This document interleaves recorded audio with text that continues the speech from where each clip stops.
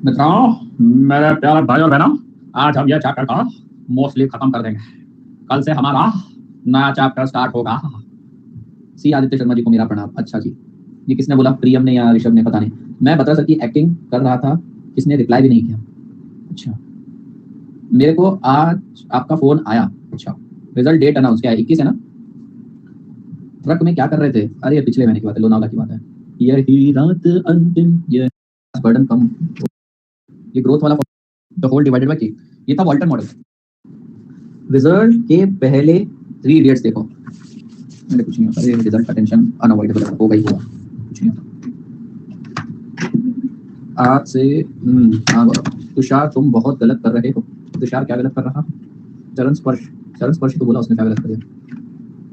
Result का tension हो गई, आज बर्डन कम हो जाता है भैया। पाए लागू। चलिए शुरू करते हैं बेटा। कल मैंने आप लोगों को कौन सा मॉडल 360 नंबर्स के, तो घूमो थोड़ा सा। हाँ जी बेटा, कल मैंने आप लोगों को कौन सा मॉडल सिखाया था?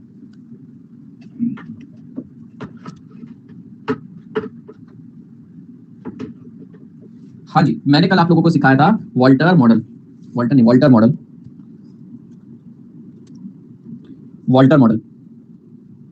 वॉल्टर मॉडल क्या बोलता था बेटा? मार्केट प्राइस पर share is equals to D plus E minus D into R upon K the whole divided by के।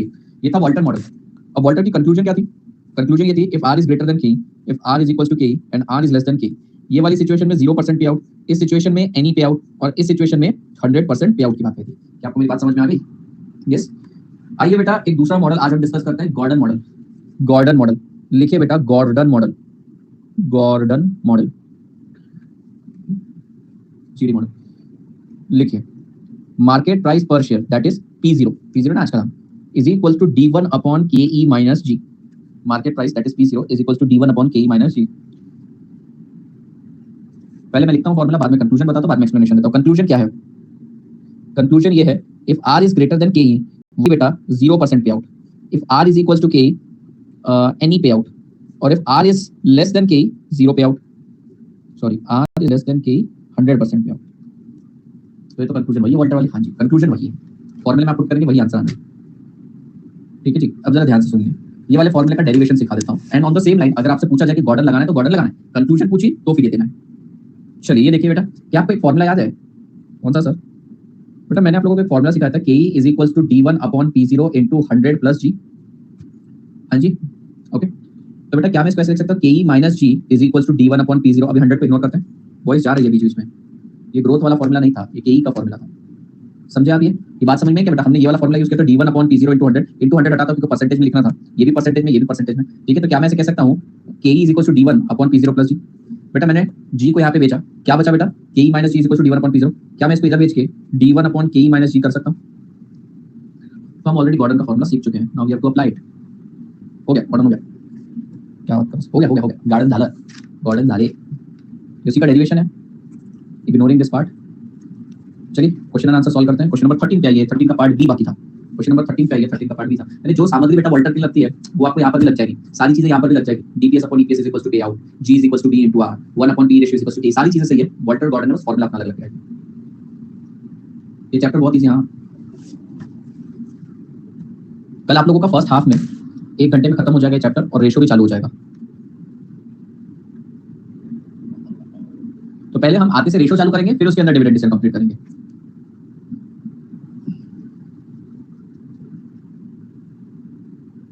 Ratio second last chapter, yes. Start करोगे न्यू चैप्टर से, बिल्कुल, क्योंकि कुछ बच्चे पहले कंप्लीट कर देना, फ्लो में हो जाएगा। क्या होता है, कुछ नए बच्चे आते हैं, फिर बोलते सर क्या करूं मैं, पुराना ये क्या करूं, देखूं रुकूं, तो क्या उनको बीच में से 1 घंटे में रवाना करना आसान है, और फ्लो की तो कोई बात ही नहीं है। एक्स्ट्रा क्वेश्चन करवाने, चैप्टर तो वैसे आज खत्म हो जाएगा, पेज लीव कर देंगे। वैसे रेशियो में कल कुछ लिखना नहीं है, फॉर्मूले से लिखने जो कि आपकी बुक में है ऑलरेडी, बट स्टिल। चलिए क्वेश्चन नंबर 13 पार्ट बी।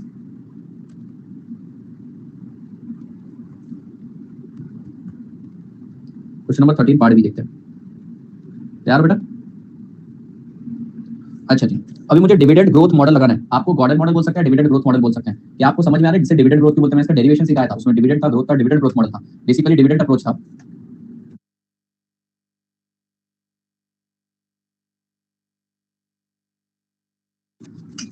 हाँ जी, नहीं, हाँ जी, तो फॉर्मूला क्या है डिविडेंड ग्रोथ का बेटा? P0 is equal to D1 upon KE minus G। ठीक है जी। अच्छा सुनिए, आपका डिविडेंड कितना है सर? 6 है। KE कितना है? कॉस्ट ऑफ इक्विटी कितना है? 20% है। और ग्रोथ कितना है? G is equal to B into R. भैया अगर पे आउट 60% है तो रिटर्न 40% है और ये 25% है, यानी कुल मिला के कितना होगा? 10% माइनस 10%। आंसर आ जाएगा बेटा आपका 60। अब आपके मन में एक सवाल आएगा, क्या सर ये जो है 6 रुपीज, इसको D0 मान के और उसको ग्रो करें 10% से, या इसको D1 माने? 6 को D0 माने या D1 माने? इसका जवाब मैं सिर्फ आज ही दे सकता था, इससे पहले कभी नहीं दे सकता था। पता है क्यों? कि आज क्वेश्चन उठाया ना अपन ने, कल थोड़ी उठाया था, कल जवाब देता। हाँ, यहाँ 40% कर लीजिए, 0.4 का मतलब 40% ही। सुनिए, इसका जवाब मैं आज इसलिए दे सकता हूँ क्योंकि हम लोगों ने कॉस्ट ऑफ कैपिटल पढ़ा है। बेटा कॉस्ट ऑफ कैपिटल में हमेशा अगर कुछ क्वेश्चन में बोला नहीं तो उसको D0 मानते हैं और यहाँ पे D1 मानते हैं। अगर आप सेम क्वेश्चन आपको दिया रहता, ठीक है, same piece of information dividend लिखा होता, तो कॉस्ट ऑफ कैपिटल में आप उसे D0 मान लेते। और यहाँ पर बेटा आपको तो डिसीजन लेना है, तो मतलब ये कंपलसरी फ्यूचर डिविडेंड है। आप समझिए, ये चैप्टर का नाम ही डिविडेंड डिसीजन है। तो अगर क्वेश्चन डिविडेंड डिसीजन का है, मतलब उनके द्वारा अगर कुछ बोला नहीं है तो दिया हुआ डिविडेंड D1 मानेंगे। ठीक है, ये हमारे अजम्पशन है। समझ में आया आपको? तो बेटा ये रहा आपका आंसर। चलिए लिख देते हैं हेडर में, आप कहीं लिख लीजिए, हेडर में कहीं लिखना तो लिख लीजिए, in chapter of cost of capital if nothing is mention about dividend assume it to be D0, while if nothing is mentioned about dividend in this chapter, assume it to be D1. Clash of Clans.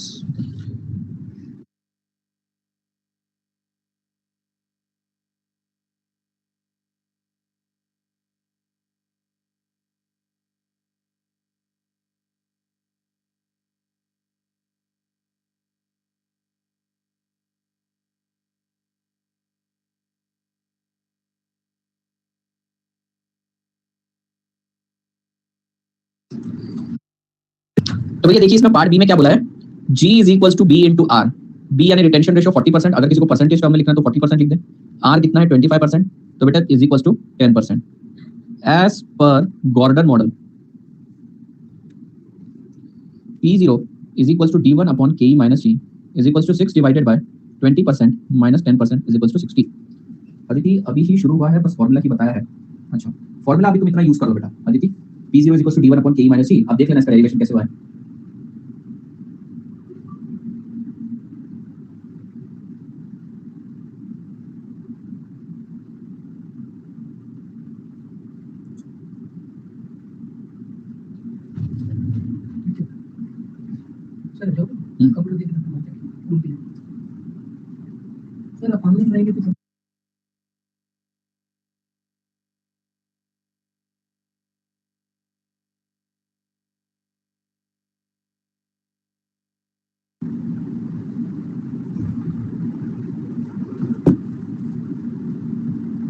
B is equal to retention ratio कल सिखाया तो था, answer 80 दिया है। वो पुराने वाले के हिसाब से, पुराने वाले के हिसाब से क्या हो रहा था देखो ना, वो पुराने वाले के हिसाब से बुक में करेक्शन है।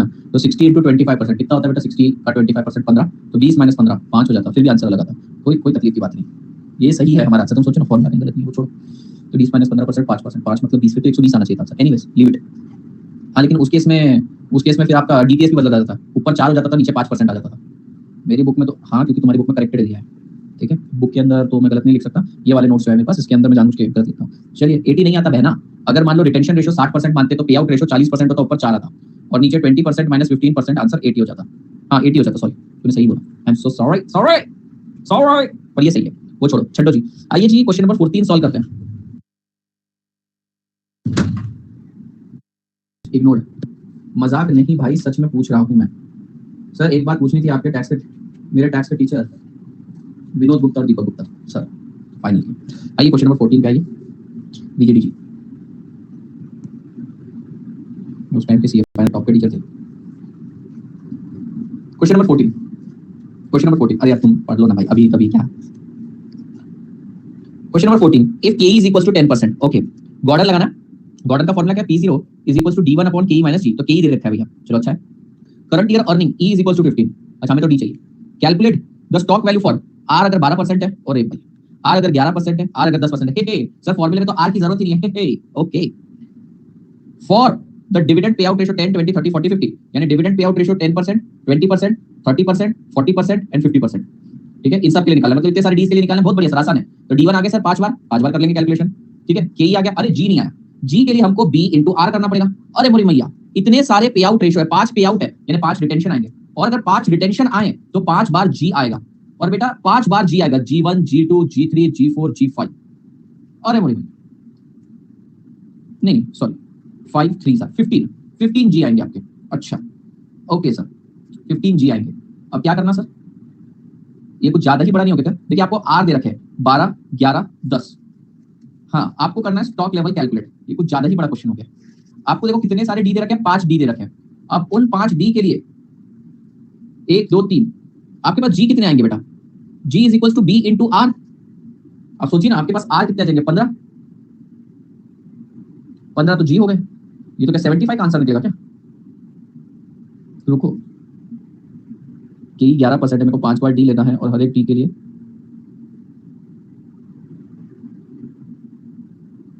ये देखो ना, बहुत बड़ा हो गया ना क्वेश्चन।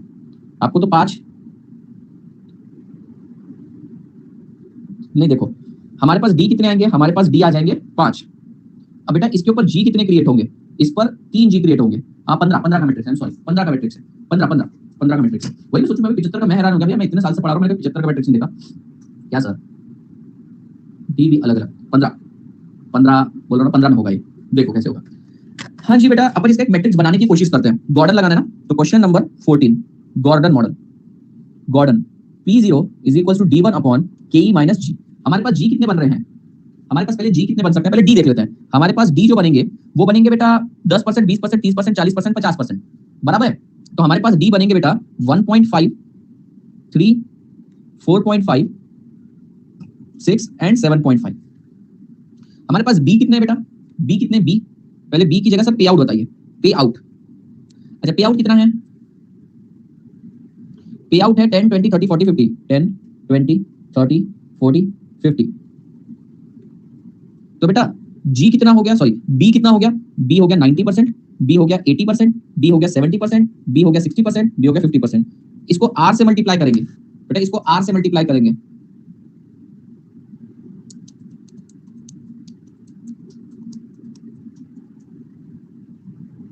का आंसर निकल रहा है, लेट मी सी, लेट मी सी। अरे भैया ये क्या है, ये मजाक किया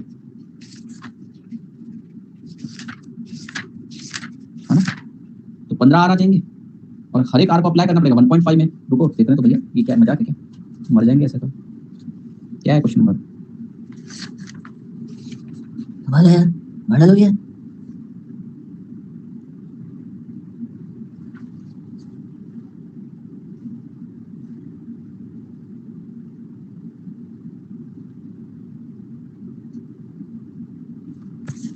नहीं 15 ही है, पता नहीं आज मेरा ध्यान एक नहीं है, सिंपल सी बात है। I am so sorry, I am so sorry, एक मिनट ध्यान देना बेटा। मुझे एक बात बताइए, जब आपका पे आउट 10% रहेगा तब आप डिविडेंड कितना पे करेंगे? ठीक है बेटा, आपका पे आउट ध्यान देना, जब आपका पे आउट 10% रहेगा तब आप डिविडेंड कितना पे करेंगे, 1.5 ही पे करेंगे।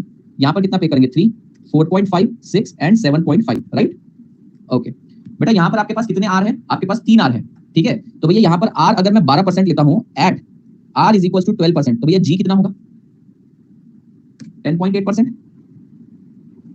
9.6%, 8.4%, 7.2% और 6%। At R is equal to 11%, at R is equal to 11% कितना हो जाएगा, 11 इंटू 90%, 11 इंटू 90 कितना होता है, 9.9, 8.8, 7.7, 6.6 एंड 5.5%। ठीक है, ये जी की value. At R is equal to 10%, G is equal to 9%, 8%, 7%, 6%, 5%। तो अब देखना बेटा 10.8 और 1.5 का रिलेशन निकाल, 9.9 और 1.5, 9 और 1। हमको इनका 3 के साथ, इनका इसके साथ, इनका इसके साथ, इनका इसके साथ निकालने की जरूरत ही नहीं ना। समझ गया क्या? क्योंकि बेटा जब आपका पे आउट 10% रहेगा तब ये 3 जी आएंगे। मैट्रिक्स बनाते तो कंफ्यूजन आता ही नहीं। एक काम करते हैं, इतना सिंप्लीफिकेशन की इसमें जरूरत ही नहीं है, सिंप्लीफिकेशन से कॉम्प्लिकेशन होगा, अपन सीधा मैट्रिक्स बनाते हैं। आप देखिए मैट्रिक्स बनके अपने आप ही 15 आंसर आ जाएंगे। कितने पे आउट है बेटा आपके पास, 5 पे आउट है।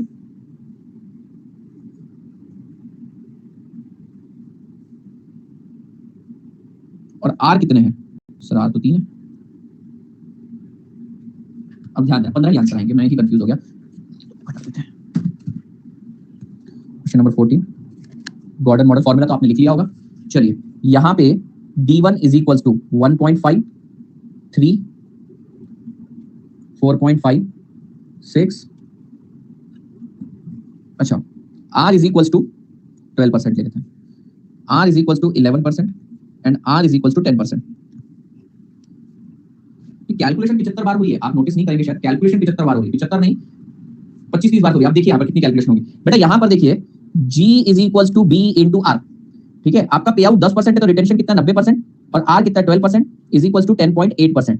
तो फॉर्मूला क्या लग जाएगा, फॉर्मूला लग जाएगा 1.5 डिवाइडेड बाय KE कितना है 11% माइनस 10.8%, 0.2%, 1.5 डिवाइडेड 0.750 आपका आंसर आ रहा है, 750 आ रहा है मेरा तो 75, 750 आ रहा है। अगला देखिए G is equal to B into R, यहां पर कितना आएगा 90% into 11% is equal to 9.9%।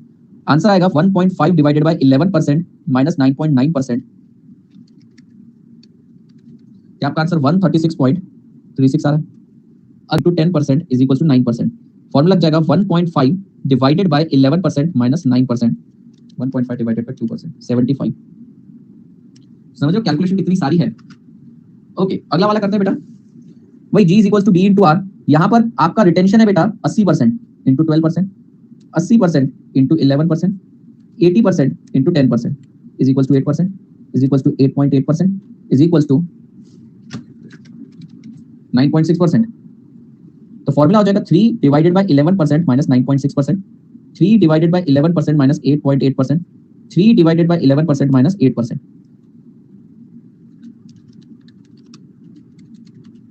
214, 136.36 and similarly 100, 3 divided by 3%, 100 आ रहा है, 3 डिवाइडेड बाय 3% हो रहा है ना वो 100। अब अगले वाले का देखिए बेटा, यहाँ पर आपका रिटेंशन है 70% इंटू 12%, यहाँ पर आ जाएगा आपका 70% इंटू 11%, यहाँ पर आएगा 70% इंटू 10% रिटेंशन, तो 10% सॉरी 7%, 7.7% इज इक्वल टू 8.4%।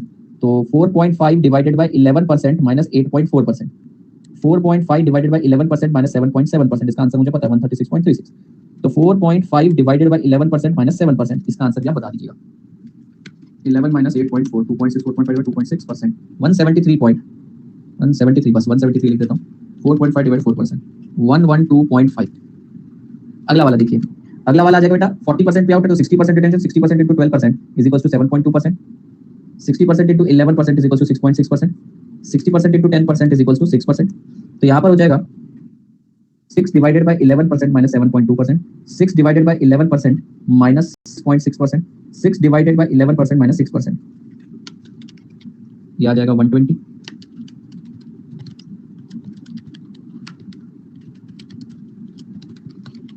ये आ जाएगा 157.8, ये 136.36 है। देख रहे हो क्वेश्चन में कितनी कैलकुलेशन है। 50% into 12% is equal to 6%, 50% into 11% is equal to 5.5%, 50% in 10% is equals to 5%. 7.5 divided by 11% minus 5%. 7.5 divided by 11% minus 5.5%. 7.5 divided by 11% minus 5%. 7.5 divided by 5%. ये आएगा 150. ये 136.36. ये रहा आंसर आपका।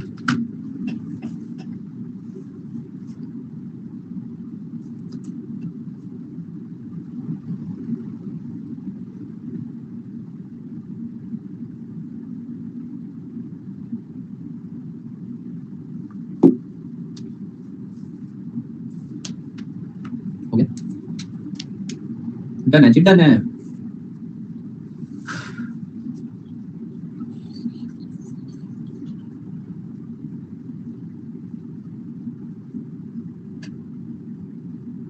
हाँ यहाँ पे देखो since k is equal to r, आप कितना भी पे करो आपका प्राइस सेम ही रहेगा, कंक्लूड भी हो गया। अच्छा यहाँ पर देखो क्या r ज्यादा था, r जब ज्यादा था बेटा तो आपने कम से कम पे आउट करना चाहिए था, इसलिए देखो जब कम पे आउट किया तो ज्यादा आंसर है, पर जब r छोटा था तो आपने ज्यादा से ज्यादा पे आउट करना चाहिए था। यहाँ पर देखिए इस पूरे सेट में यहाँ पर हाईएस्ट रिजल्ट आ रहा है, इस पूरे सेट के अंदर यहाँ पर आ रहा है।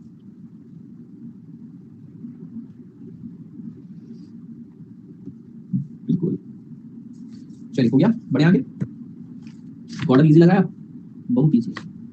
अगर कोई गलती से पेपर में 75 है, लेकिन 75 टाइम अगर सोचेगा तो जब सॉल्व करने जाएगा उधर ही खत्म। जब सॉल्व करने जाएगा, कैलकुलेशन तो बहुत करिए अपने आप। देखो 1 2 3 4 5 6 7 8 9 10 30 कैलकुलेशन तो मारिए अपने पे, 30 कैलकुलेशन। हर बार जी बदला, उसके कारण आंसर बदला। 150 कैलकुलेशन। चलिए शुरू करें। अगला question, question number 15 15 question number 15 15। यही मैट्रिक सोची थी, अच्छी बात रही है। तू बहुत अच्छा सोचता है आजकल, सोचा करना।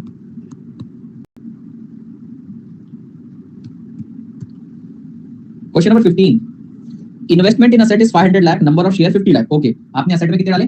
500 लाख। नंबर ऑफ शेयर कितने? 50 lakh. Okay, rate of return on investment is 15%। तो बेटा इन्वेस्टमेंट है 500 लाख, रिटर्न ऑन इन्वेस्टमेंट 15% है, तो बताइए कि आर इज इक्वल टू 15%। है बिल्कुल सही। बेटा क्या आप मुझे बता सकते हैं आपने कितना कमाया, इन्वेस्टमेंट के ऊपर कितना अर्न किया? बेटा क्या आप लोगों ने 75 लाख? यस, तो आप लोगों ने अर्न किया 75 लाख। 75 लाख क्या है बेटा? आप लोगों का ईबीआईटी है। यहाँ पर और कुछ डिटेल्स दे नहीं रखी, तो ये आपका नेट इनकम बन जाएगा। नेट इनकम को डिवाइड करोगे नंबर ऑफ शेयर से तो आपको 1.5 आ जाएगा ईपीएस। ठीक है, उन्होंने यहाँ पे इन्वेस्टमेंट इन एसेट, ठीक है। अब देखिए और कोई है ही नहीं, ना मेरे को टैक्स दे रखा है, ना मुझे इंटरेस्ट दे रखा है, ना मुझे पीडी दे रखा है। मुझे बस एक ही चीज दे रखी है लोगों ने, क्या दे रखा है? 15%, 0.75 डिविडेंड। ठीक है, अप्रोप्रिएट डिस्काउंटिंग रेट के इज इक्वल्स टू 10%। डिविडेंड इसका चैप्टर, तो यहाँ पे डिस्काउंटिंग रेट मतलब के होगा। रिटेंशन रेशियो इज 50%, तो B is equals to 50% and D is equals to 0.75। Calculate the price using Gordon model and suggest the optimum पे आउट। ठीक है, ऑप्टिमम पे आउट तो मेरे को दिक्कत आ रहा है कि ऑप्टिमम पे आउट 0 होना चाहिए था। ठीक है, एक आंसर तो आ गया। अब गॉर्डन मॉडल के हिसाब से बोल रहे हैं d1 अपॉन के माइनस जी। के कितना है? 10%, और जी के लिए मुझे क्या करना पड़ेगा? B into R. बी तो है, आर मिल जाएगा कैसे? 15%, तो माइनस 7.5% हो जाएगा।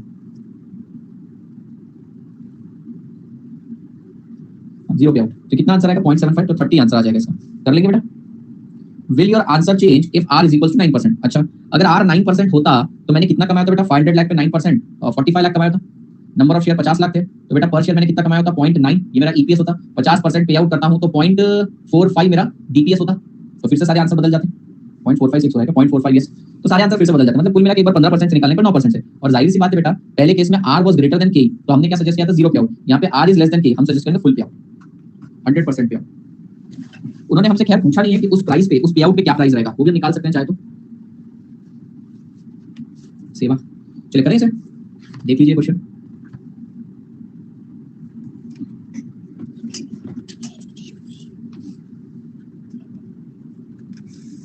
फिर वो लिख देगा तू पास हो सकता था, इतना चलेगा? वो भी एग्जाम में लिख देगा ये बच्चा पास हो सकता था। नहीं ना, जवाब नहीं लिया।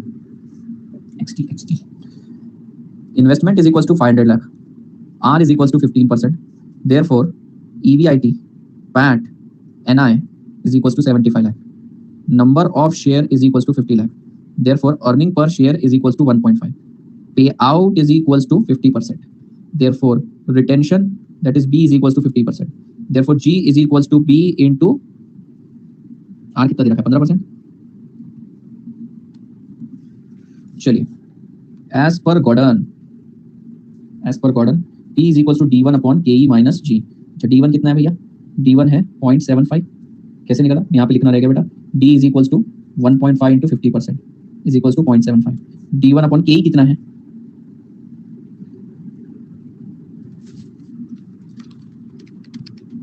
आता है आपका answer. If r is equals to 9%, वो कंक्लूजन लिखने के बाद में ऑप्टिमम पे आउट क्या होना चाहिए, फिर अभी लिख लो। Since r is greater than k, optimum पे आउट शैल बी 0।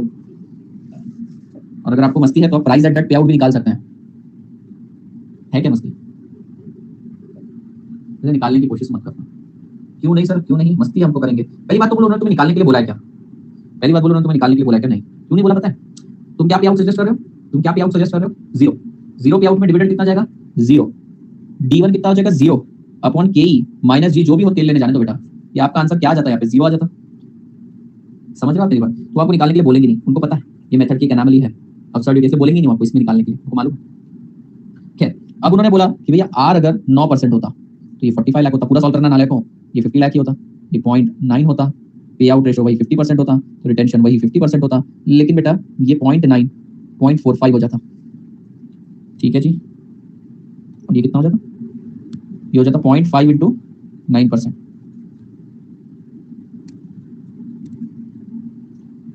ऐसे कैसे तुम अपनी मर्जी से अज्यूम कर सकते हो? तो d1 upon p0 sorry d1 upon ke minus g।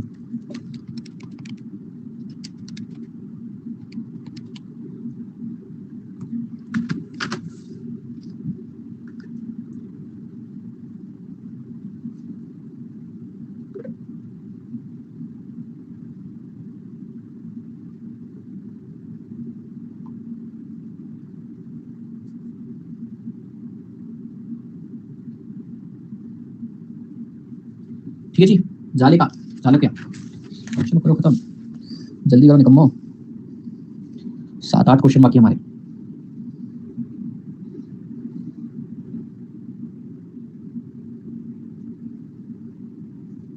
Done.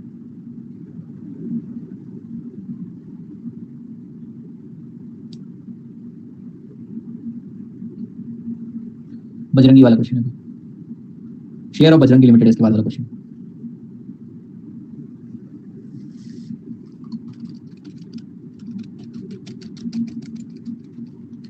Sunday को आपकी क्लास होगी, संडे को क्लास होगी आपकी। अरे एक्चुअली रिजल्ट आ रहा है ना, रिजल्ट आ रहा है तो मैं तो G2 फास्ट ट्रैक चालू करने की जिम्मेदारी डाल दी है। अब G2 फास्ट ट्रैक अलग से तो लूंगा नहीं, आपके साथ इकोनॉमिक्स में तो मर्ज कर दूं, एफएम का पार्ट अलग से कर देंगे, पर इकोनॉमिक्स में तो मर्ज कर दूं ना, तो अब इकोनॉमिक्स जल्द से जल्द स्टार्ट करना पड़ेगा, 5 तारीख के आसपास करना ही पड़ेगा मेरे को। हाँ ना यार, मेरे को भी ऐसा हो गया कि मेरे को छुट्टी पर जाना ही है, मेरा बिल्कुल मन नहीं है कि जबरदस्ती एक्सटेंड करूं मैं। Only thing that can happen is, ऐसा प्रोबेबिलिटी है कि मैं 28 29 30 31 को जाता हूं, 29 30 31 1 को चले जाऊं, 4 दिन तो जाऊं भाई। अब देखते हैं क्या प्रोबेबिलिटीज क्या बनती है, 4 दिन तो जाऊं भाई।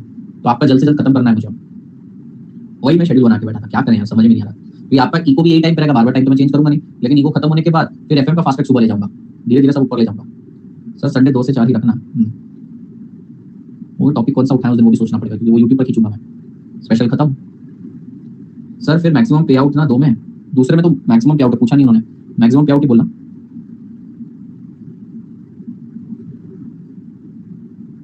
पूछा है, पूछा। Will your answer change?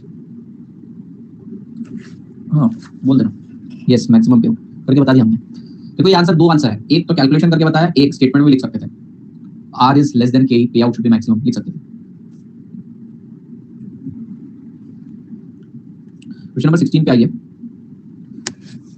Question number 16। Share of Bajrangi limited is quoted at a PE of 7.5 times. बेटा पी रेशियो का फुल फॉर्मूला क्या है? Price upon earning is equal to 7.5। तो रिटेंशन रेशियो बीइंग 37.5% इज 3। अच्छा सुनिए बेटा, 37.5% रिटेंशन रेशियो है और ये 37.5% की वैल्यू 3 रुपए। तो मुझे बताइए 62.5% आपका पे आउट रेशियो हो जाएगा, कितना होगा? अगर 37.5 3 रुपए है तो 62.5 कितना हो जाएगा? क्या वो 5 हो जाएगा? बेटा दोनों को मिला लेंगे तो 100%, यानी आपका ईपीएस कितना हो जाएगा? 8। बोलो 8 हो जाएगा। अब बेटा ई की जगह अगर मैं 8 पुट करूं, 7 8 56 60, price is equal to 60 rupees हो जाएगा। You are required to calculate companies cost of equity assuming G 12%। बताना चाहिए था गॉर्डन है भैया, P0 is equal to D1 upon KE minus G। अब मैंने P तो निकाल लिया है 60, लेकिन सर 1 अपॉन P से KE नहीं आ रहा है। मैंने आपको क्या बोला था? पढ़िए, मैंने दिव्यांशु जब वो फॉर्मूला कल लिखवाया था, क्या लिखा था उसके आगे? Please go and read that. Bracket में कुछ लिखवाया था, सिलेक्टिव यूज लिखवाया था मैंने, बहुत कम इस्तेमाल कर सकते हो उसका, वो गलती है ना वैसे मेथड। वो मेथड तभी आपके बोला था जब 100% क्या हो गया, दिख रहा है कि आपका 62.5% क्या हो गया, वो यूज करना ही नहीं चाहिए। कुछ आया नहीं आंसर तो यूज करने का, समझा क्या भाई? अच्छा D1 कितना है भैया हमारा? दे रखा है, अभी निकाला है हमने 5 रुपए। KE कितना है वही तो निकालने के लिए बोला है। G कितना है? 12% है। तो क्या मैं ऐसे कह सकता हूँ KE minus 12% is equal to 5 divided by 60 into 100 of course, ये आ जाएगा 8.33। ये माइनस 12%, उधर जाके कितना हो जाएगा बेटा? 20.33 is the answer, 20.33% is the answer. अच्छा, if the anticipated growth rate is 30%, calculate the market price with same cost of capital. अब क्या बोल रहे हैं कि भैया कॉस्ट ऑफ कैपिटल उतना ही रहने दो, कितना? 20.55, 20.33%। जी को कर दो कितना? जी को कर दो 13%। ओके, तो आपने डी निकाला था 5, 68.21। शाबाश सुमन। अब मैंने 2 मिनट पहले दिव्यांशु और प्रियांशु को क्या जवाब दिया? मैंने 2 मिनट पहले क्या दिया जवाब?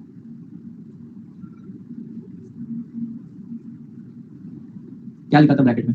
Selective use. जब कोई और तरीके से निकाला ही नहीं जाए तो निकालना है, जब कोई और तरीका ही नहीं है। अरे वो फॉर्मूला ही गलत है, वो इंस्टीट्यूट ने बड़ी सिलेक्टिव कंडीशन यूज करनी चाहिए। पता कैसे चले? तो मैंने बोला ना, अगर और कोई तरीके से नहीं निकालना, निकालने का तरीके तो दे रखे हैं।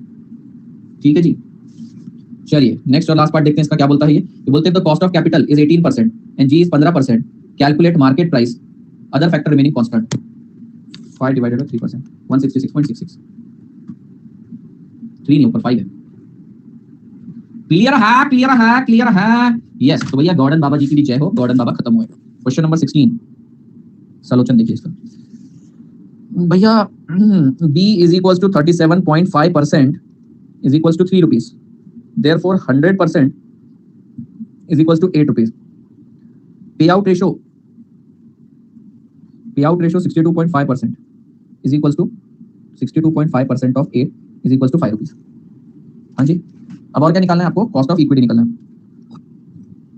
p ratio is equal to 7.5।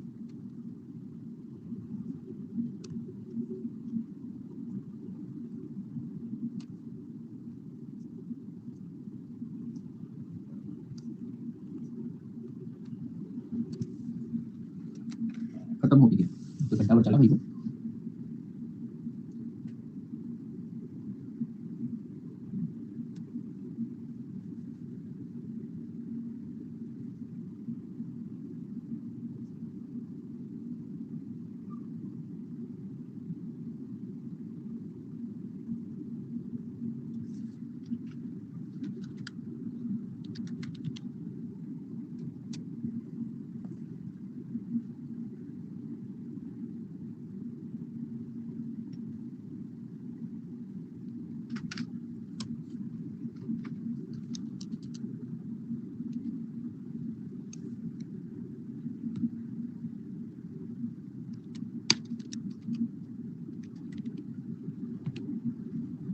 Point 2 आ रहा है मेरा, एक सेकंड मुझे देखना है।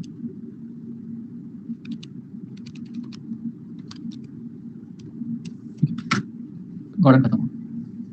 वॉल्टर और गॉर्डन के सबसे ज्यादा क्वेश्चन आते हैं। 20.33 18.33 होगा ना? 18.33 कैसे होगा? कैसे इसको सॉल्व करो। कितना आएगा ये बेटा? ये आएगा ke minus 12% is equals to 5 divided by 60। 5 divided by 60 कितना होता है? 5 divided by 60 8.33%। ये आ जाएगा 8.33% और ये इधर जाके 20.33 हो जाएगा। ठीक है जी, अरुण क्लियर है, क्लियर है, क्लियर है। ओके, ये भी खत्म। ओके, अब डालिए बेटा next model, Graham and Dodd. Traditional model Graham and Dodd. किसका क्लियर है? डन है जी, डन है।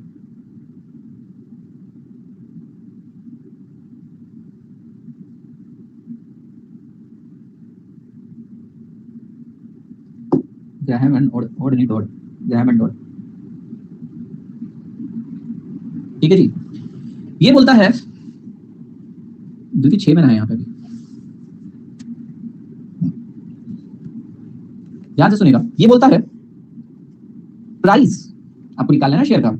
वॉल्टर मॉडल भी प्राइस निकालता है, गॉर्डन मॉडल भी प्राइस निकालता है। वॉल्टर मॉडल क्या बोलता है? मार्केट प्राइस, प्राइस की बात करता है। मार्केट प्राइस पर share is equal to d plus e minus d into r upon k whole divided by k। Gordon भी बोलता है बेटा p0 price is equal to d1 upon k minus e। ये बोलता है प्राइस, ये बोलता है price basically d plus 1/3 of e, d plus 1/3 of e का एक मल्टीपल है। मैंने बोला मल्टीपल क्या है? वो बोला हम देंगे, मुझे क्या करना है? Put the value get the answer. ये बोलता है जो आपके प्राइस है वो basically D dividend plus 1/3 of EPS का मल्टीपल है। हमने बोला मल्टीपल कहां से आएगा? तो बोलते हैं हम इसको एवरेज तौर पे निकालेंगे। हमने बोला एवरेज कहां से आएगा? बोला हम कंपनी का रिग्रेशन एनालिसिस करेंगे। हम कंपनी का रिग्रेशन डिपेंडेंट और इंडिपेंडेंट वेरिएबल के बीच में रिश्ता निकालेंगे और फिर हम उसको इससे मल्टीप्लाई करेंगे। ये हम डिराइव करेंगे। हमने बोला हमें क्या करना है? कुछ नहीं करना है। मैंने कुछ तो करना पड़ेगा, put the value get the answer. Solve, कोई सॉल्व नहीं। एम दिया रहेगा बेटा, एम आपका एक मल्टीपल है। देखो ये क्या बोल रहा है, ये बोल रहे हैं हम एक रिश्ता एस्टैब्लिश करेंगे। हमने बोला कैसा रिश्ता? तो बोल रहे हैं कि भैया आप जितना डिविडेंड देते हो प्लस 1/3 ऑफ ईपीएस, अगर मान लो मल्टीपल है 10 टाइम्स तो आपको उसको 10 से मल्टीप्लाई करना है, इतना आपका शेयर प्राइस होना चाहिए। ठीक है, अगर मान लो इसकी वैल्यू आती है 20 तो आपके शेयर की प्राइस आनी चाहिए 200। अगर इसकी वैल्यू आती है 30 तो आंसर आना चाहिए 300। तो ये रिग्रेशन एनालिसिस से हमने बोला ऐसे होता है क्या? वो बोलते हैं होता है। हमने बोला ऐसे कोई मल्टीपल चलते हैं क्या मार्केट? बोलता है पी रेशो क्या है? वो बोलता है पी रेशो क्या है तुम्हारा? पी रेशो समझो 10 आया तो इसका मतलब क्या? Price is equal to 10 times your earning.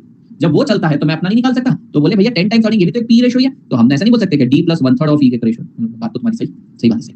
और एक होता है लाइफ है क्या होता है? बोला होता है। चलिए आपको इसके ऊपर एक क्वेश्चन मैं लिख कर देता हूं। क्वेश्चन लिखिए बेटा, एक लिखिए। बहुत कठिन जटिल सवाल देता हूं मैं आपको। Earning is equal to 30, pay out is equal to 60% and M is equal to 2। P is equal to question sir सबसे ज्यादा एक्जैक्टली मार्केट प्राइस पर शेयर कौन देता है ये तो पता नहीं, बस सबसे ज्यादा मुझे लगता है कि वॉल्टर गॉर्डन ही चलते होंगे, लॉजिकल है ये तो हमें पता है। मल्टीपल इंडिकेटर्स यूज करते हैं क्या करते हैं, 56 आंसर बिल्कुल। The answer is D, dividend कितना रहेगा 18 plus 1/3 of E that is 10। अच्छा क्लियर है, क्लियर है, क्लियर है।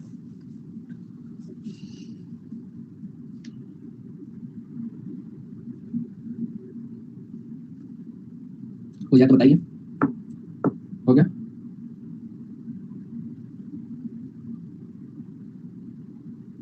साफ है, साफ है।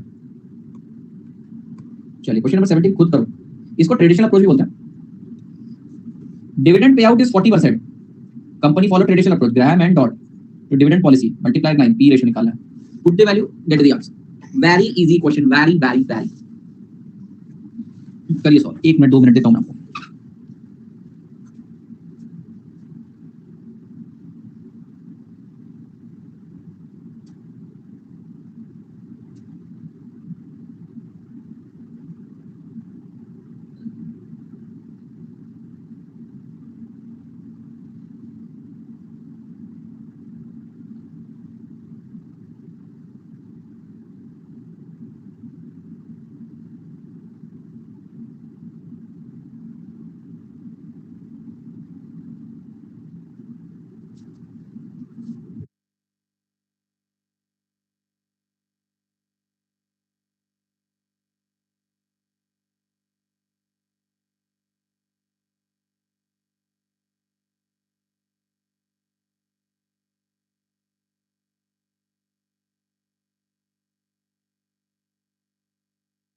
सिक्स पॉइंट सिक्स, इतनी जल्दी आपने आंसर निकाल लिया।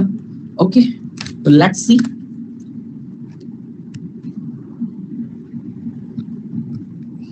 क्या है भैया ग्राम एंड डॉट ना, ग्राम एंड डॉट का formula P0 equals to D plus E/3 into है, तो प्राइस है D की जगह मैं 0.4 E लिख सकता हूं और E/3 की जगह मैं 0.333 E लिख सकता हूं into 9, therefore P is equals to 0.7333 E into 9 हो जाता, therefore price is equal to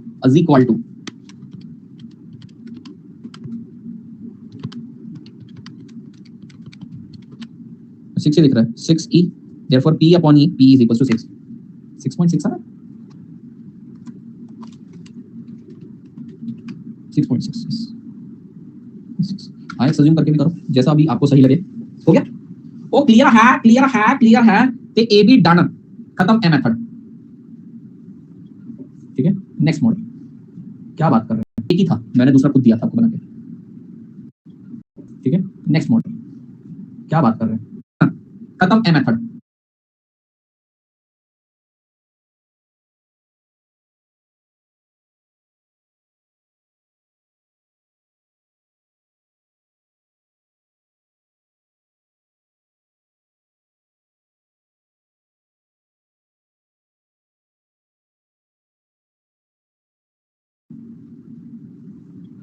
ठीक है नेक्स्ट मॉडल, क्या बात कर रहे हैं, एक ही था मैंने दूसरा खुद दिया था आपको बना के।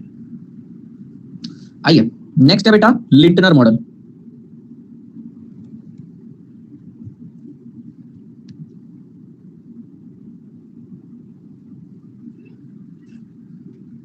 L प्लस इंटर, ओके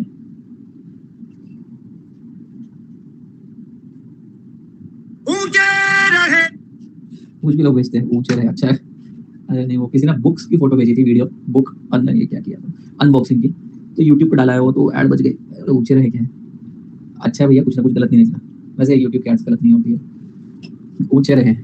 चलो भैया देखिए लिंटनर क्या बोलता है, सुनना सर सब भाई भाई है, मॉडल मॉडल सने में बिल्कुल। बेटा एक बार ना बैठक हुई किसकी, वॉल्टर की, ये वॉल्टर है दिख रहा है तुमको, वॉल्टर आया बोलता है चीयर्स, वॉल्टर आया, ये गॉर्डन भी आया, गॉर्डन भी बोलता है चीयर्स। ठीक है बेटा ग्राहम एंड डॉट भी आया, ग्राहम एंड डॉट भी बोलता है चीयर्स। पता है चीयर्स किसको बोल रहे हैं, ये चीयर्स बोल रहे हैं लिंटनर को। क्यों भैया, क्योंकि लिंटनर ने एक दिन इन सबको बुलाया बोलता है तुम अपना अपना फॉर्मूला बताओ। तो ये बोलता है हाँ हमारा फॉर्मूला है d plus E minus D into R upon K the whole divide B. इससे पूछा ये बोला d1 अपॉन के माइनस, इससे पूछा d प्लस ई बाय 3 इंटू m। तो बोला तुम सबको d की जरूरत पड़ती है क्या? बोले हाँ आज से तुम्हें d मैं सप्लाई करूंगा। भैया तुम इसे अपने अपने मॉडल में लगा लो, अपने हिसाब से आंसर, पर d मैं बराबर आपको बताऊंगा, आपने कितना d देना चाहिए वो मैं बताऊंगा। तो ये बोले ठीक है, हमारा काम है हमारे मेथड के अंदर d लगाना, आज से d तू हमको बना के देगा, इसलिए बोल रहे हैं उसको चीयर। तो भैया लिटरल मॉडल क्या बोलता है? लिटरल मॉडल बोलता है कि मैं आपको कोई मॉडल नहीं देने वाला, मैं तो आपको सिर्फ d कितना पे करना चाहिए इसके बारे में एडवाइस दूंगा। ठीक है भैया, वो सप्लायर बन गया, एक्सक्लूसिव सप्लायर। तो देखिए उसने क्या बोला, उसने बोला d कितना होना चाहिए, d0 नहीं सॉरी d1 कितना होना चाहिए। ये बोलता है d0 plus EPS into target payout ratio minus d0 into adjustment factor. Adjustment factor को स्पीड ऑफ एडजस्टमेंट बोलते हैं, ESP यूज किया गया। देखो इसने बोला d ऐसे निकालते हैं, ठीक है। तूने क्या वजह, तूने क्या फॉर्मूला भेजा, क्या वजह, इसके पीछे कोई लॉजिक है, चढ़ा ली तूने। ये बोलता नहीं इसके पीछे लॉजिक है। मैंने बोला क्या लॉजिक है बेटा? AF मतलब एडजस्टमेंट फैक्टर लिखवा दूंगा, एडजस्टमेंट फैक्टर को स्पीड ऑफ एडजस्टमेंट बोलते हैं। देखिए भैया आपको डिविडेंड कितना पे करना चाहिए, किसने बताया आपको डिविडेंड कितना पे करना चाहिए? अब बेटा अगर मान लो आपको पिछले साल x डिविडेंड मिल रहा था, तो क्या आप इस साल इतना डिविडेंड कम से कम एक्सपेक्ट तो करोगे ही ना, कम से कम d0 तो एक्सपेक्ट करोगे ना, बराबर है। अच्छा जी, ग्रोथ। अब क्या हुआ बेटा, आपकी कंपनी हमेशा 70% पे आउट कर देगी। कितना पे आउट करती है? 70%। बोलिए ना 70%। तो पिछले साल क्या हुआ था, आपकी कंपनी ने कमाया था अर्निंग पर शेयर 10, उसके ऊपर कंपनी ने कितना पे आउट किया था? 70% यानी 7 रुपए। इस साल आपकी कंपनी ने कमा लिया 100। कितना कमा लिया? 100। तो कायदे से कितना पे करना चाहिए? 70 पे करना चाहिए, 70 रुपीज। पर ये एबनॉर्मल ईयर है। अगर इन हम लोग को एक बार अपन ने 70 दे दिया तो ये उसके अगले साल और 70 मांगेगा, उसके बाद और 70 मांगेगा, उसके बाद और 70 मांगेगा। तो क्या करना? 70 नहीं देना 7 देना, नहीं फिर और बौखलाएगा। वो बोलेगा यार 70 का मांगे तो 7 देना, कुछ तो बढ़ा के दो, कुछ तो बढ़ा के दो, पूरा मत बढ़ा के दो, कुछ तो बढ़ा के दो। पहली बात तो 70 मांगेगा, वो बोलेगा 70% तुम्हारा पेमेंट का रेशो कर दो मेरे को भी आउट 70। बोलेगा नहीं फिर तुम उसके बाद 80 मांगोगे, बोला हां ज्यादा मांगेगा, तो बोलता नहीं 7 ही देते, बोलता नहीं ऐसा भी नहीं चलेगा। क्या करा जाए? तो देखिए 7 रुपए तो देना ही देना है, 7 रुपए तो देना ही देना है। अच्छा मुझे बताओ इस बार रूल के हिसाब से कितने बन रहे हैं? 70। उसमें से पिछली बार उसमें से 7 तो तुम देने के लिए राजी ही हो। अरे सुनो ना, इस साल रूल के हिसाब से कितने बन रहे हैं? 70। 7 तो तुम देने के लिए राजी थे, मतलब कहानी कितने की चल रही है? कहानी तो एडिशनल 63 रुपए की चल रही है। तो कंपनी बोलेगी speed of adjustment adjustment factor 20%, यानी कि इसका 20% ही देंगे। तो 6.3 का 20% कितना होता है? 1.26। सो हाँ बेटा ख्याल रखिए अपना, 8.26 है। मतलब तुम समझ रहे हो, जो एक्स्ट्रा अर्निंग तुम डिजर्व करते हो पूरी की पूरी ना ले जाओ। एडजस्टमेंट फैक्टर क्वेश्चन में दिया होगा ऑफ कोर्स, मतलब ओवर एंड अबव अर्निंग का कितना टक्का देना है। ठीक है, अगर मान लो कंपनी बोलती है कि भैया हमारा पे आउट रेशियो 60% है, ठीक है, तो कंपनी ने पिछले साल कितना पे किया होगा? 6 रुपए। इस साल कायदे से कितना पे करना चाहिए? 100 इंटू 60%, 60, 6 तो पे कर ही दिया था, तो बात कितनी है? 54 की। कंपनी बोलती है let's say speed of adjustment 30% है, एडजस्टमेंट फैक्टर 54 इंटू 30%, तो भैया 6 54 इंटू 30%, 16.2। अच्छा 19.6 आया था ना उसका, हाँ ठीक है ठीक है ठीक है ठीक है ठीक है, मैं समझ गया। 70 minus 7 into 20% that is 12.6 plus 7, 19.6 था उसका आंसर, सॉरी। आप समझ गए ना, 19.6 पे कर। यहाँ पर कितना बोलेंगे? 54 इंटू 30% प्लस 6, यहाँ पर बोलेंगे भैया 22.2 पर। मतलब देखो कायदे से 60 पे करना था, पर ये तो नॉर्मल ईयर था। समझे? आसान है। और जी क्लियर है, क्लियर है, क्लियर है। इसको बोलते हैं एडजस्टमेंट फैक्टर। एक बार देख लेते हैं लिटनर मॉडल क्या बोलता है, अपन इस फॉर्मूले से बात करेंगे आज। लिटनर मॉडल का फॉर्मूला क्या बोलता है? वो बोलता है डिविडेंड जो पे करना चाहिए कम से कम पिछले साल वाला दो। इस साल कायदे से कितना बन रहा है? तो हमने बोला ईपीएस इंटू टारगेट पे आउट। अच्छा तो कायदे से इतना बन रहा है, हाँ। इसमें से इधर कितना पे कर दिया बेटा? D0 पे कर दिया, वापस मत पे करो, इंटू एडजस्टमेंट फैक्टर। कुल मिला के बेटा आप देखो ना, D0 तो आपने पे कर दिया, कायदे से कितना बन रहा है? समझो आपने पे कर दिया 6, कायदे से बन रहा है 60। ठीक है, तो एक्स्ट्रा कितने की बात हो रही? 54। तो मैंने क्या किया, इसमें से 6 माइनस कर दिया। 6 क्यों माइनस कर दिया? क्योंकि 6 यहाँ पे कर दिया। नहीं एक साथ ऐसे दो तो नहीं आते, क्वेश्चन नंबर 13 में तो दिए थे। समझे? आना है तो आ सकता है, कोई बड़ी बात थोड़ी। ठीक है, समझ गए? मतलब इतना तो पे करो, जो एडिशनल है उसको कितना टका देना उसकी बात कर रहे हैं। Okay, question number 18 for you. तोहफा नहीं 17, 18 दो 18 हो गया, पहला वाला 18। What will be the dividend per share of Avengers Limited for year 2018 given the following information? EPS 3, DPS 1.2। देखो EPS ये इस साल का है, DPS पिछले साल का है, तो ये D0 है। Target payout ratio 60%, adjustment factor 70%। बताइए आप आंसर बताइए मुझे, मैं फॉर्मूला लिख देता हूं। D1 is equal to D0 plus EPS into target payout ratio minus D0 into adjustment factor. तो भैया पिछले साल डिविडेंड कितना पे किया तुसी? तुसी कितना डिविडेंड पे किया सी?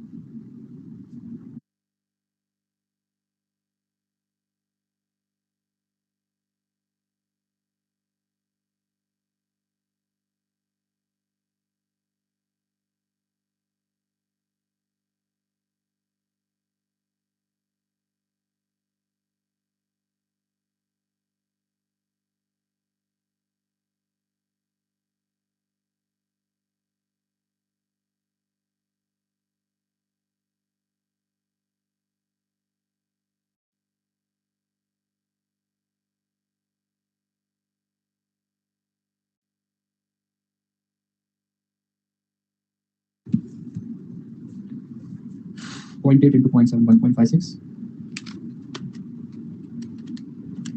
1.62 आंसर आ रहा है and this is the correct answer. ये वाला भी कर लीजिए, अगला भी कर लो।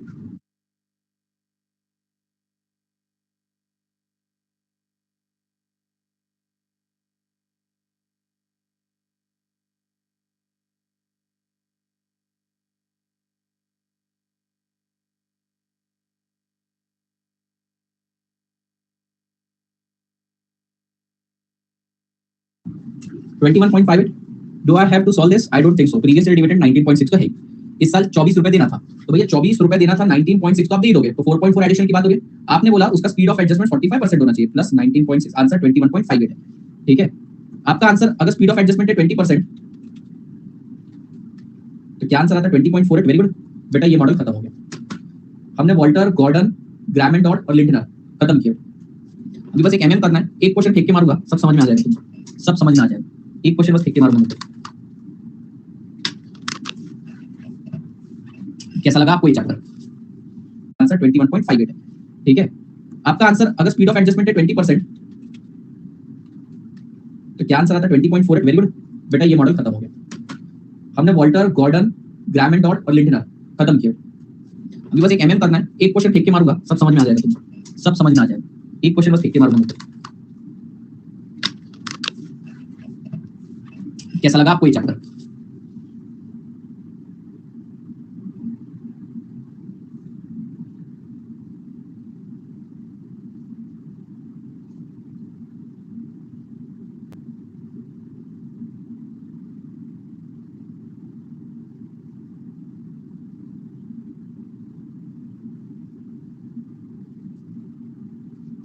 फॉर्मूला भी तो कुछ खास तो है नहीं।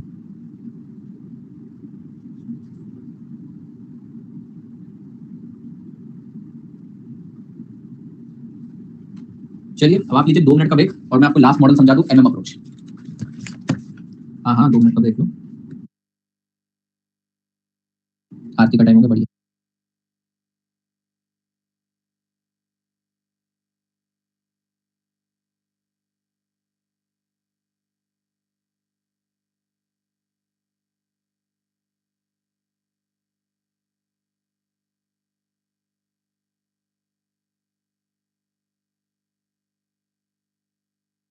डर्टी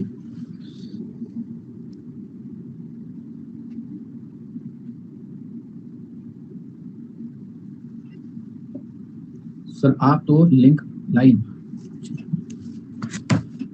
सही सही।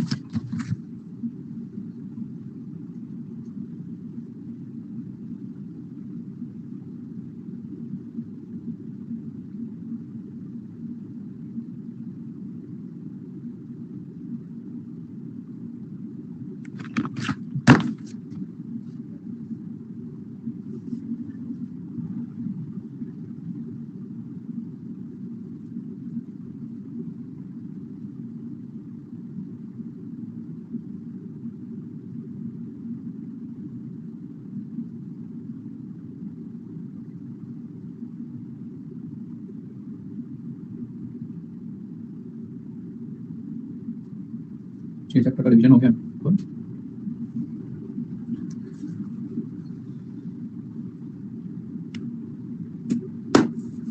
चलिए शुरू करें। ठीक है, देखिए एमएम अप्रोच क्या बोलता है। याद है हम लोगों ने कैपिटल स्ट्रक्चर के अंदर भी एमएम अप्रोच पढ़ा था। वो बोलता है फर्म लिवर्ड हो या अनलिवर्ड हो कोई फर्क नहीं पड़ता, आपके फर्म की ओवरऑल वैल्यू सेम रहेगी।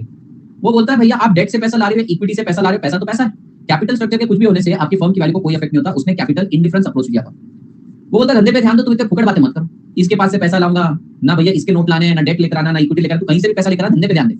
लॉस होगा तो बोलेगा यार इक्विटी से पैसा लाना चाहिए था, प्रॉफिट होगा तो बोले भैया देखा डेट कितना अच्छा है। तो ये सारे फुकड़ की बातें नहीं करना, धंधे पर ध्यान दो।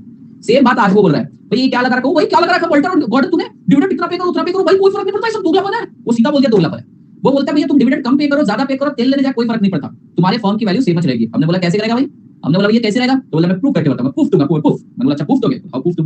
मैंने बोला ला रे बाबा ला, मेरा प्रूफ लेकर आ। तो बोलते हैं प्रूफ अगर आपको चाहिए, यस अगर आपको प्रूफ चाहिए तो कुछ अजम्पशंस मानने पड़ेंगे। सर कौन कौन से अजम्पशंस मानने पड़ेंगे? सबसे पहला इसका favourite assumption, no tax exist, कोई टैक्स एग्जिस्ट नहीं करता, बहुत सही आदमी है। दूसरा, firm needs to make fixed investment, hold करोगे, firm needs to make fixed investment आई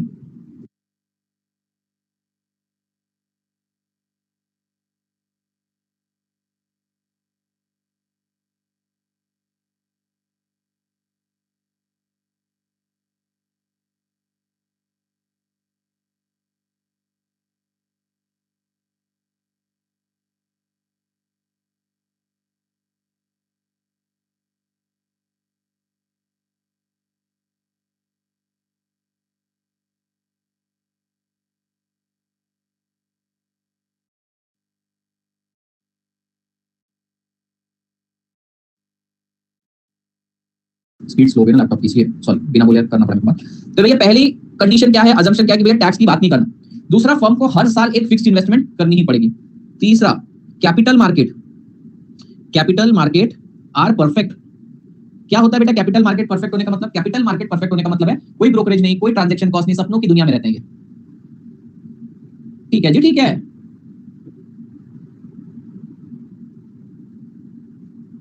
ठीक है, चलिए आइए बेटा इस मॉडल को समझते हैं। ये क्या बोलता है भैया, आपको ये मॉडल का प्रूफ समझने के लिए, इसका प्रूफ समझने के लिए आपको एक बार डिविडेंड देना पड़ेगा, एक बार डिविडेंड मत देना। स्टेप 1, स्टेप 2, स्टेप 3 यहां भी फॉलो करो, स्टेप 1, स्टेप 2, स्टेप 3 यहां भी फॉलो करो। यकीन मान के छाती ठोक के दावा करता हूं ये सेम आएगा। बोला तभी तो प्रूफ दे रहा है, तुमको पता है। नहीं बोला फिर भी एक बार देके देखना, एक बार नहीं देके देखना। ठीक है, ठीक है भाई, प्रूफ दो प्रूफ। तो बोलता सुनो, चलिए ऐसा लिखिए, एमएम अप्रोच लिखते जाइए मेरे साथ। MM approach, when x rupees dividend is paid, x rupees का डिविडेंड पे करने की चर्चा हो रही है। ध्यान से देखना, 3 फॉर्मूले बताऊंगा, समझ में आ जाएगा। ये बोलते हैं P0 is equals to P1। Sir P0 P1 कैसे हो सकता है? P0 तो आज की बात है, P1 तो अगले साल की बात है। अरे दोनों बराबर कैसे हो सकते हैं? अरे P0 तो आज का दाम है, P1 तो 1 साल बाद का दाम है। मैंने बोला बराबर। अगर मैं इसको डिस्काउंट कर दूं तो, अगर मैं इसको डिस्काउंटिंग रेट से डिस्काउंट कर दूं तो बेटा, जैसे मान लो डिस्काउंटिंग रेट है 10%, आज का दाम है 100 रुपए, तो क्या 1 साल बाद का दाम 110 आएगा? या मैं ऐसे कह सकता हूं 110 जो अगले साल होने वाले, इसको डिस्काउंट करो तो आज का दाम आ जाएगा। लेकिन अगले साल सिर्फ P1 नहीं आएगा, D1 भी आएगा साथ में। तो बेटा ये देखो क्या बोल रहे हैं, ये बोल रहे टीवीएम के कॉन्सेप्ट के हिसाब से present value is equal to future value divided by 1 plus R. Future में अगले साल की ही बात कर रहे हैं, क्या मिलेगा? D1 प्लस P1 मिलेगा, अगले साल दाम भी बढ़ेगा, D1 भी मिलेगा। इसको कर लो डिस्काउंट KE वाले रेट से, आपको प्रेजेंट वैल्यू P0 मिल जाएगा। ये फॉर्मूला समझा क्या? ये बोलते हैं present value is equal to future value को डिस्काउंट करना। फिर ये बोलते हैं देखना additional shares to be brought. हमने बोला है एडिशनल शेयर्स काहे लेकर आने हैं तुम्हें? एडिशनल शेयर्स क्यों लाने? वो बोलता भूल गए। मैंने बोला क्या? वो बोलता भूल गए तुम। मैंने बोला क्या? अरे इन्वेस्टमेंट जो करनी है। मैंने बोला ओके, इन्वेस्टमेंट के लिए लाना पड़ेगा, शेयर तो लाने पड़ेंगे। मैंने बोला ठीक है भैया, एडिशनल शेयर्स लाने पड़ेंगे डेल्टा एन, बराबर है कि नहीं बेटा? अगले साल इन्वेस्टमेंट करना है तो अगले साल एडिशनल शेयर भी लाने पड़ेंगे। अच्छा कितने के शेयर लाने पड़ेंगे? सुनना, मान लो मुझे इन्वेस्टमेंट करनी है आई, ठीक है, तो इतने शेयर लाने पड़ेंगे। अरे नहीं इतने नहीं लाने पड़ेंगे। अरे आपको अगले साल 2 लाख की इन्वेस्टमेंट करनी है, कुछ आपने बचा के भी तो रखा। हाँ ये बात सही कही आपने, माइनस ई। जरा सुनो, फॉर्मूला बात कर रहे हैं, एडिशनल शेयर लाने पड़ेंगे, कितने रुपए के लाने पड़ेंगे बताओ। तो बोलते आपने कोई इन्वेस्टमेंट करनी उतने के। मैंने बोला नहीं, अपने पास अर्निंग भी तो पड़ी है। लेकिन फिर बोला नहीं, अर्निंग में से डिविडेंड भी तो पे करोगे इनटू एन। अब जरा ध्यान से सुनना मैं क्या बोल रहा हूं। लेट्स से बेटा मेरा अर्निंग पर शेयर है 10 रुपए, मैंने उसमें से 5 रुपए पर शेयर डिविडेंड पे कर दिया और मेरे पास कैसे 10,000 शेयर। तो क्या बेटा मेरे पास 50,000 बचे? कैसे निकाला सर 50,000? देखो मेरा अर्निंग पर शेयर कितना है? 10 रुपए, नंबर ऑफ शेयर कितने? 10,000, तो टोटल अर्निंग कितनी हो गई? 1 लाख। मेरे पास नंबर ऑफ शेयर कितने? 10,000। मैंने डिविडेंड कितना पे किया? 5 रुपए के हिसाब से 50,000। तो क्या बेटा 50,000 मेरे पास पड़े रहेंगे? थोड़ा सा दिमाग लगाओ कि भैया मेरे पास लाख रुपए पड़े, मैं उसमें से 5 रुपीज पर शेयर 50,000 का डिविडेंड पे करो तो मेरे पास कितने पड़े रहेंगे? 50,000। मुझे चाहिए 2 लाख, मेरे पास पड़े हैं 50,000। क्या मुझे 1.5 लाख के शेयर इशू करने पड़ेंगे? क्या ये फॉर्मूला तुम्हें समझ में आ रहा है? मुझे ये बताओ, ऐसे ऊपर ऊपर से मत बोलो बेटा। देखिए इसने अजम्पशन लिया कि आपको अगले साल इन्वेस्टमेंट करनी पड़ेगी, लेट्स से 2 लाख रुपए की। तो मैंने बोला भैया 2 लाख रुपए लाने पड़ेंगे, 2 लाख के शेयर इशू करने पड़ेंगे। देख तो ले हमारे पास अर्निंग कितनी पड़ी। तो हमने देखा 10 रुपीज पर शेयर में से 5 रुपीज पर शेयर दे दी, तो क्या इतने बचे? 10 - 5 इंटू 10,000। ठीक है, इतने लाऊंगा। कब लाऊंगा ये शेयर? सर अगले साल। ठीक है, अगले साल लेकर आओगे तो इसको डिवाइडेड बाय P1 करोगे। तो भैया समझिए अगले साल शेयर का प्राइस आ रहा है, मैंने ऊपर P1 निकाला, P1 की वैल्यू आ रही है 100 रुपए और मुझे लाने के लिए बोला 1,50,000 रुपए। तो मैं कितने शेयर लेकर आऊंगा बेटा? 1500 शेयर लेकर आऊंगा। न्यू शेयर में तो देंगे ना डिविडेंड, वो उसके अगले साल होगा डिविडेंड, वो उसके अगले साल। क्या तुम ये समझे ये वाला पॉइंट? देखो ये वाला पॉइंट क्या बोलता है, पहले तो बोलता है भैया आज के शेयर का जो दाम है वो अगले साल मिलने वाले प्राइस प्लस अगले साल मिलने वाले डिविडेंड को अगर डिस्काउंट करोगे तो उस बराबर आना चाहिए। फिर हमने बोला एडिशनल शेयर्स इशू करने पड़ेंगे। कितने? देखो आपको अगले साल कितने पैसे की जरूरत है, आए, उसमें से पड़े कितने हैं, ई में से डी चले गए, ई माइनस डी बचे इनटू एन। न्यूमरेटर जितने पैसे की जरूरत है, पर शेयर मान लो 100 रुपए का, तो divided by P1। Next, value of firm, value of firm is equals to n plus delta n into P1। देखिए बोल रहे तुम्हारे फर्म की वर्थ कितनी होती है, number of share into price पर शेयर। बेटा आपके फर्म की वैल्यू कितनी रहेगी, number of shares into price पर शेयर। बोलो ना हाँ, बोलो ना हाँ। Plus E minus I plus earning minus investment. जरा ध्यान से सुनना ही समझ में आएगा। बेटा तुम्हारे फर्म की वैल्यू कितनी है, total number of share into P1, इसमें से आई जितनी वैल्यू चली जाएगी इन्वेस्टमेंट करोगे, बाहर चली जाएगा आउटफ्लो, और ई तुम्हारे पास पड़ा रहेगा। पर ये सब कहानी तो अगले साल की है, मुझे इस साल चाहिए, इसलिए मैं इसको डिस्काउंट कर दूंगा। ये 3 स्टेप आप एक बार समझ जाइए, बड़े आसान है। यही 3 स्टेप वापस से आरएचएस में भी सॉल्व करने हैं। बस एक बार यहाँ पर डी की कुछ वैल्यू लेनी है, एक बार डी की कोई वैल्यू नहीं लेनी, बस आंसर अपने आप सेम आ जाएगा। तो ध्यान से देखना, सबसे पहले स्टेप में निकालूंगा P0। P0 कैसे निकलेगा, अरे इस साल का प्राइस कैसे निकलेगा, अगले साल का प्राइस और डिविडेंड को डिस्काउंट करूंगा, P1 plus D1 divided by 1 plus K। फिर बेटा एडिशनल शेयर्स क्यों इशू करने, क्योंकि मुझे इन्वेस्टमेंट चाहिए। तो भैया एडिशनल शेयर कितने रुपए के चाहिए, आए, लेकिन मेरे पास कुछ तो पड़ा होगा, E minus D into N, इतना पड़ा होगा, डिवाइडेड बाय P1। फर्म की वैल्यू कितनी आएगी, n plus delta n into P1 plus E minus I, plus E क्योंकि आपकी अर्निंग है, आई आपका आउटफ्लो जाएगा, लेकिन ये तो एक साल बाद की कहानी है ना, P1 लिखा है तो एक साल बाद की कहानी है, आपको divided by P1 plus K करना है, तो प्रेजेंट वैल्यू आ जाएगी। समझ गए क्या? बस यही सबसे बड़ा क्वेश्चन है इस चैप्टर का, हो गया। अब इसे प्रूव करेंगे, आपको अपने आप समझ में आ जाएगा। आप एक बार खुद को सेटिस्फाई कर लो इस एक्सप्लेनेशन से, फिर मैं आपको आंसर देता हूं।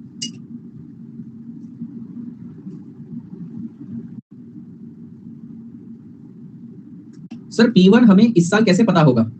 एक्चुअली आपने देखा होगा मैंने P1 को रेड कर रखा है, एक्चुअली हमें P1 नहीं पता होगा।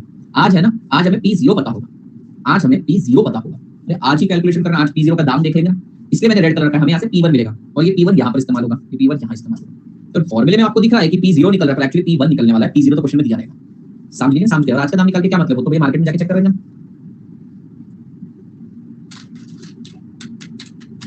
लेजिट क्वेश्चन, मेरा भी यही डाउट था। चलो क्लियर तो आपका कि भैया भविष्यवक्ता नहीं है हम लोग कि हम बता पाए। चलिए क्वेश्चन नंबर 1 का ये बड़ा ही आसान सा सरल सा क्वेश्चन है, बहुत आसान बेटा, लेकिन एक मैं करूंगा, बाद में 3 तुम्हारे मुंह पे फेंक के मारूंगा, तुम फटाफट कर लेना। पहले मैं रीड करूंगा, ये मेरा हक है, और साइड में डिटेल्स लिखते जाएंगे हम। AB engineering limited belong to a risk class in which the capitalisation rate is 10%। बेटा KE की वैल्यू 10% है, कैसे पता चला? डिविडेंड के चैप्टर में कैपिटलाइजेशन रेट दे रखा, KE होगा। करंटली आउटस्टैंडिंग शेयर्स आर 10,000, तो बेटा N की वैल्यू 10,000 है, कैसे पता चला?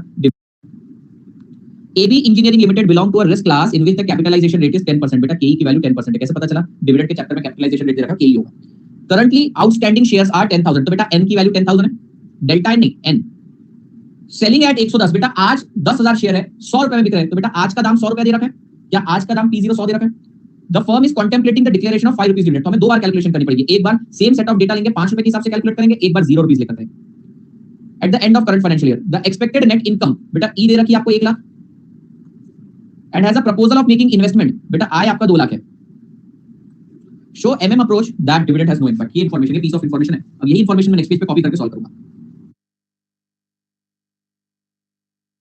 क्लियर है? चलिए ये इंफॉर्मेशन को नेक्स्ट पेज पे लिखिए आप, गिवन में लिखिए।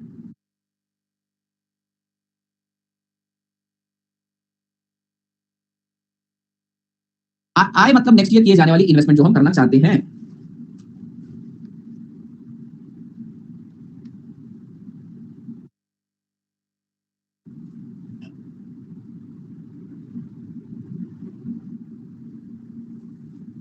लिख लिया जी?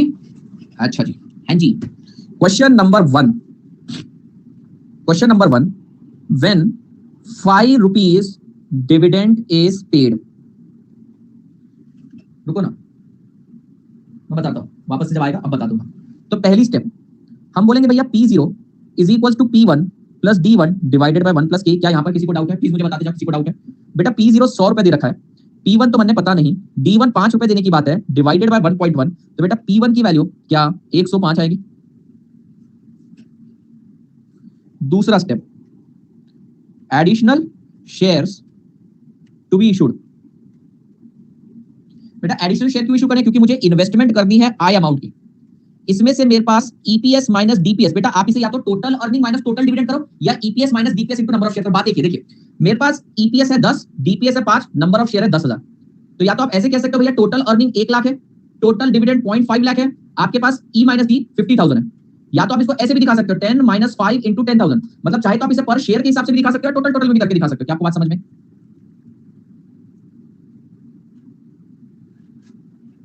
ठीक है जी। तो ध्यान देना फ्रेंड्स, भैया मेरे को अगले साल इन्वेस्टमेंट करनी है, इसलिए पैसे चाहिए, इसलिए शेयर इशू करूंगा। अच्छा जी सर कितने की इन्वेस्टमेंट करनी है आपको? मैंने बोला जी मेरे को 2 लाख रुपए की, मुझे 2 लाख रुपए की इन्वेस्टमेंट करनी है, तो 2 लाख के शेयर इशू करूंगा। रुको तो सही, तुम्हारे पास कुछ तो अर्निंग पड़ी होगी। तो तुमने बोला आओ जी आओ, हमारे पास ईपीएस कितना है बेटा आप लोगों का? 10 रुपए, और डिविडेंड कितना देने की बात कर रहे हो? 5 रुपए, इंटू नंबर ऑफ शेयर कितने? 10,000। तुम्हारे पास इतना पड़ा हुआ है। अरे ये बात समझ में आई क्या? तुम्हारे पास टोटल 1 लाख की अर्निंग है, जिसमें से 50,000 पे कर रहे हो। कोई बच्चा जिसे नहीं समझ में प्लीज मुझसे पूछ लो। आप यहाँ पे टोटल में लिख सकते हो 1 लाख माइनस 50,000, ठीक है। अच्छा ये अगले साल इतने रुपए इशू करने, क्या रेट से? P1 के रेट से।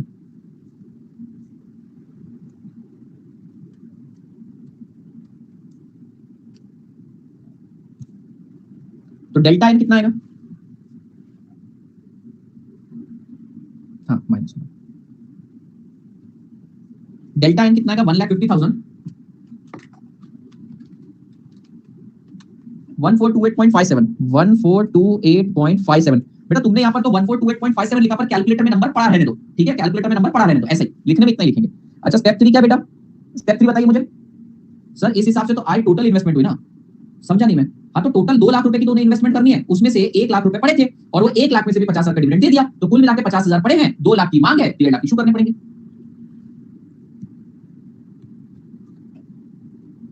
बोलना भाई, मैं यही तो पूछ रहा था। अरे ठीक है ना भाई, तो क्या पूछा था? मैंने बोला था देख ले क्लियर हो जाएगा यहाँ पे, मैंने कब डिनाई किया। Value of firm is equals to n plus delta n into P1 plus E minus I divided by 1 plus K। n कितने बेटा? 10,000। डेल्टा n कितने हैं? 1428.57 इंटू 105 प्लस कितना है? 1 lakh minus 2 lakh divided by 1.1। बेटा कैलकुलेटर में जो नंबर है वो रहने दो, plus 10,000 into 105 plus 1 lakh minus 2 lakh divided by 1.1। आपका आंसर 10 लाख आ जाएगा।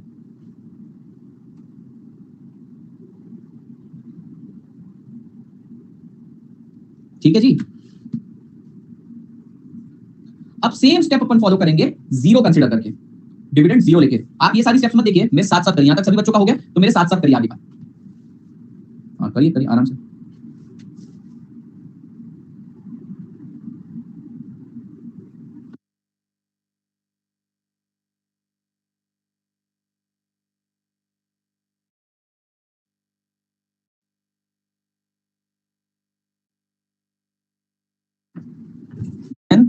₹0 डिविडेंड इज पेड।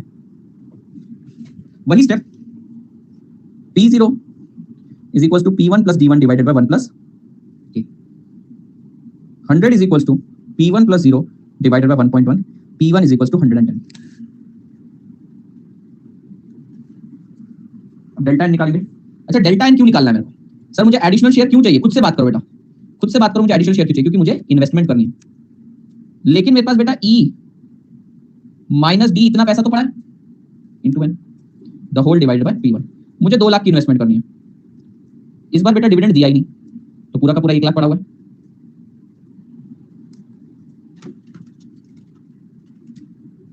$909.09। हाँ सॉरी फिर से माइनस हो प्लस हो गया, मैं करता माइनस ही हूँ, लिखता प्लस हूँ, ठीक है बेटा। कैलकुलेटर में फिगर एज इट इज रहने देना। Step 3, value of the firm is equals to n plus delta n into P1 plus E minus I divided by 1 plus K। हाँ जी, तो आ जाएगा 10,000 plus 909.09 into 110 plus 1 lakh minus 2 lakh divided by 1.1। ये फिर से वही 10 लाख आएगा। Oh my the gods, oh my the gods, whose the lovelies the Jesus the lovelies एमएम्स। आपने जो बोला सही बोला, ते मैं नहीं बोलिया।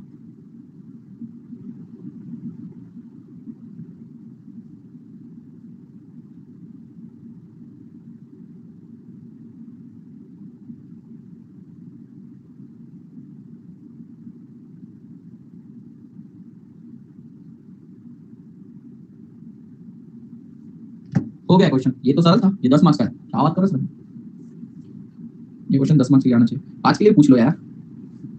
हो गया। अब अगला क्वेश्चन कौन करेगा? मैं करूंगा। नहीं नहीं सर हम करेंगे, नहीं मैं करूंगा। सर ऐसा क्यों? सेम सेम क्यों? डिविडेंड पे करने से वो प्रूव करके बताया उसने, प्रूव करके बताया। मुझसे क्या पूछे? तो प्रूफ दिया फिर भी पूछ रहा है ऐसा क्यों? भैया प्रूफ देने से पहले ऐसा क्यों पूछना चाहिए था? उसने प्रूफ दे दिया फिर भी ऐसा क्यों? संतुष्ट नहीं हो रही हो? वही तो बोलता है, पे करो ना करो फर्क नहीं पड़ता है। प्रैक्टिकली पॉसिबल है। अगर आप देखो डिविडेंड पे, मैं आपको बताता हूं बेटा, प्रैक्टिकली जब भी कंपनी डिविडेंड पे करती है उसके शेयर का प्राइस गिर जाता है। क्योंकि बेटा हमें अगले साल इस कंपनी से क्या उम्मीद है, ध्यान सुना, हमें अगले साल इस कंपनी से क्या उम्मीद है कि हमें भैया 110 रुपए दिला दे, ठीक है। अब 110 दिलाने के दो तरीके हैं, 105 और 5 या 110।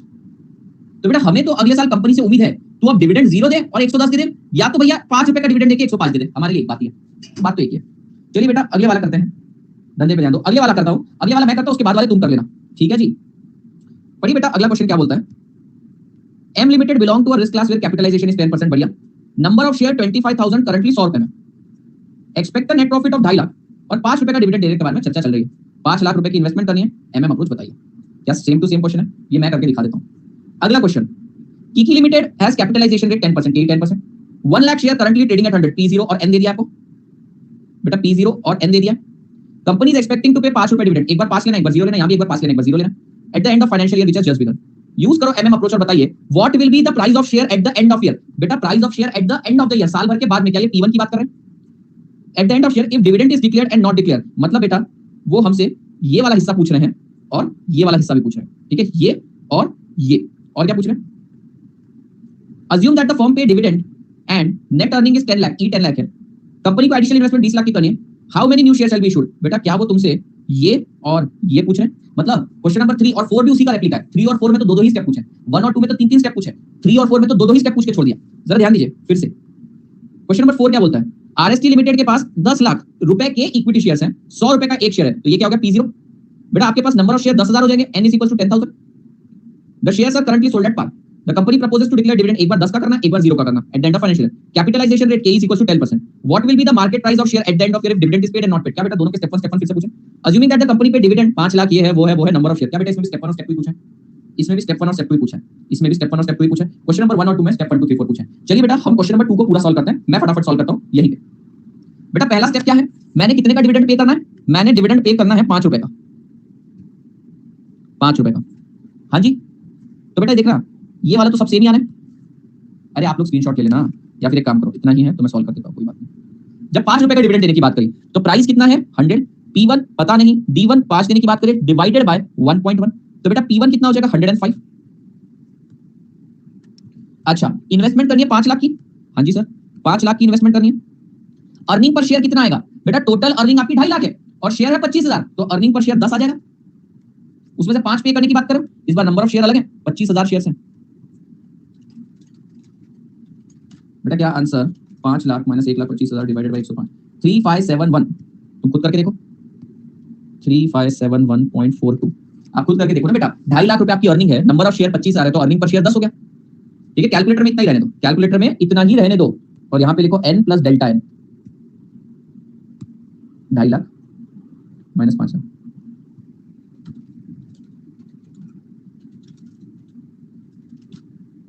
आंसर 25 लाख आ रहा है। स्क्रीनशॉट लो बेटा, पक्का ये क्लियर हो गया? ये क्वेश्चन आप घर पे फिर से सॉल्व करेंगे वैसे भी। नेक्स्ट, अब 0 का डिविडेंड पे करने की बात कर रहे हैं, तो भैया देखो 100 is equals to P1 plus 0 divided 1.1,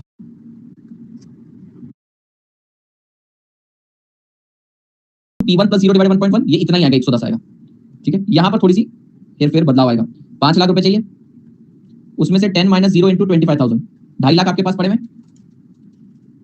तो बेटा आपको 2272.72 शेयर इशू करने पड़ेंगे। 25,000 प्लस 2272.72 प्लस ई, आंसर वही 25 लाख आएगा, कुछ चेक कर लो। यहाँ पे गलती हो गई होगी मुझसे, 3571.42, 3571.42। अब सही, कोई डाउट है तो मुझसे पूछिए। हमने चैप्टर के सारे क्वेश्चंस कर लिए, कुछ एडिशनल क्वेश्चन कल करवाऊंगा मैं सेकंड हाफ में, बाकी चैप्टर हो गया, 2 दिन में चैप्टर खत्म है। डन है जी, डन है।